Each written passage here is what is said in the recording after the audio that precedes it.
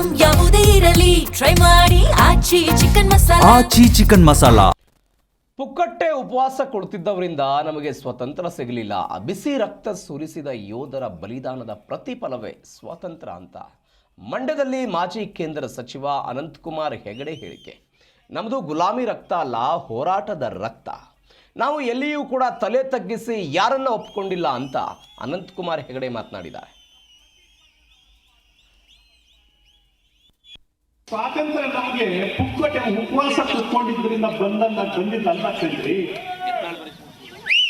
ಹೃದಯದ ಬಿಸಿ ರಕ್ತವನ್ನ ಈ ಮಣ್ಣಿಗೋಸ್ಕರ ಸಮರ್ಪಣೆ ಮಾಡಿರ್ತಕ್ಕಂಥ ಸಾವಿರ ಸಾವಿರ ಯೋಧರ ಆ ತ್ಯಾಗ ಬಲಿದಾನದ ಪ್ರತಿಫಲ ನಮ್ಮ ಸ್ವಾತಂತ್ರ್ಯ. ಪುಕ್ಕಟೆ ಕೂತ್ಕೊಂಡಿದ್ರಿಂದ, ಉಪವಾಸ ಸತ್ಯಾಗ್ರಹ ಕೂತ್ಕೊಂಡಿದ್ರಿಂದ ಎಲ್ಲೂ ನಮ್ಗೆ ಸ್ವಾತಂತ್ರ್ಯ ಸಿಗಲಿಲ್ಲ. ಇತಿಹಾಸದಲ್ಲಿ ಇಷ್ಟು ಸುಳ್ಳನ್ನ ಆಡಿದು ನಮ್ಮ ತಲೆಯಲ್ಲಿ ತುಂಬಿದ್ರು. ಬ್ರಿಟಿಷರು ಸ್ವಾತಂತ್ರ್ಯವನ್ನ ಕೊಟ್ಟು ಹೋದ್ರು. ಅವ್ರ ಜಾಗದಲ್ಲಿ ಅವ್ರ ಅಪ್ಪ ಇದ್ರೂ ಕೊಡಬೇಕಿತ್ತು. ಆ ರೀತಿಯ ಹೋರಾಟ ಈ ನೆಲದಲ್ಲಿ ನಡೆದಿತ್ತು.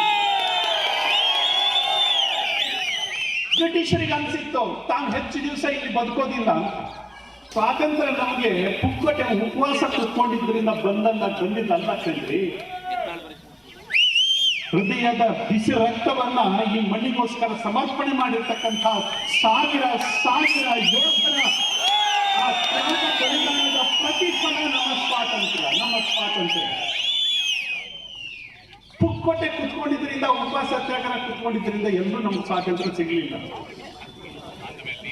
ಇತಿಹಾಸದಲ್ಲಿ ಇಷ್ಟು ಸುಳ್ಳನ್ನ ಆಡಿದು ನಮ್ಮ ತಲೆಯಲ್ಲಿ ತುಂಬಿದ್ರು. ಬ್ರಿಟಿಷರು ಸ್ವಾತಂತ್ರ್ಯವನ್ನ ಕೊಟ್ಟು ಹೋದ್ರು. ಅವ್ರ ಜಾಗದಲ್ಲಿ ಅವ್ರ ಅಪ್ಪ ಇದ್ರೂ ಕೊಡಬೇಕಿತ್ತು. ಆ ರೀತಿಯ ಹೋರಾಟ ಈ ನೆಲದಲ್ಲಿ ನಡೆದಿತ್ತು. ಬ್ರಿಟಿಷರಿಗೆ ಅನ್ಸಿತ್ತು ತಾವು ಹೆಚ್ಚು ದಿವಸ ಇಲ್ಲಿ ಬದುಕೋದಿಲ್ಲ. ಸ್ವಾತಂತ್ರ್ಯ